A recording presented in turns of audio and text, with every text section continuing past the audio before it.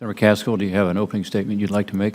Just briefly, Mr. Chairman, first of all, thank you for having this hearing. This hearing is a symptom of a disease that runs rampant, and that is we pass legislation to correct a problem, and we check back 2 years later, and the legislation has not had the impact that we'd hoped it would have.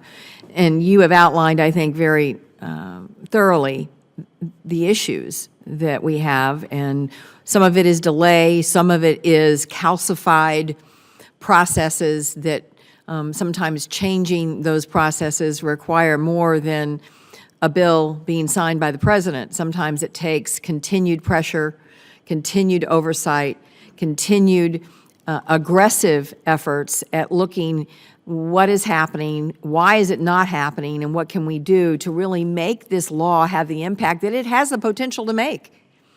We worked hard getting this across the finish line.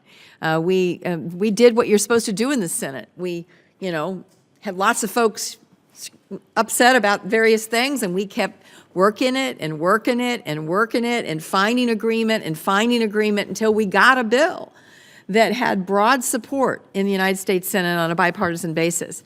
So what a shame it would be, either through, and I'm glad that we've cleared up the confusion that the president's first executive order created.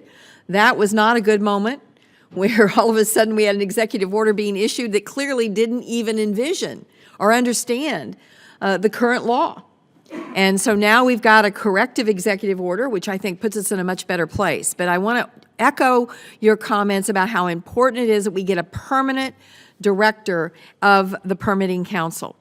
And then I want to say to all the witnesses that are here, I hope I'll have a chance to question. We've got as you know, Senator Portman and Senator Carper, we have an important Finance Committee hearing this morning on the Children's Insurance Program that I need to also attend.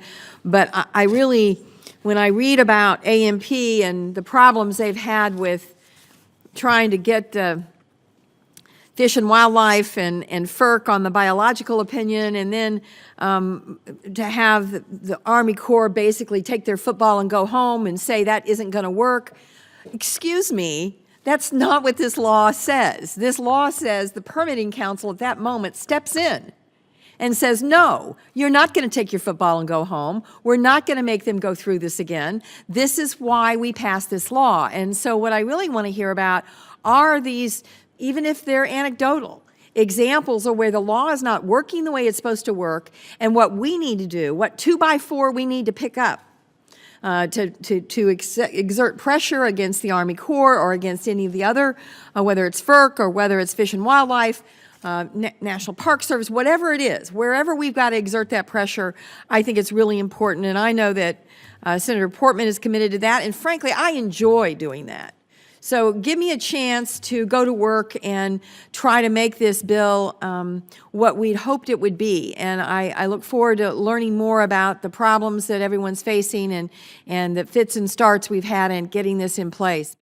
I hope 2 years from now I will be back here with you, Senator Portman, to have a hearing talking about the successes we've had with FAST 41, because I think those successes are within reach now. And thank you very much. Yeah. Thank you. It's great to have a partner who likes to pick up that 2x4 on the oversight. Not everybody does. And I do think this hearing alone has caused more activity, and that's good, and I think we're heading in the right track.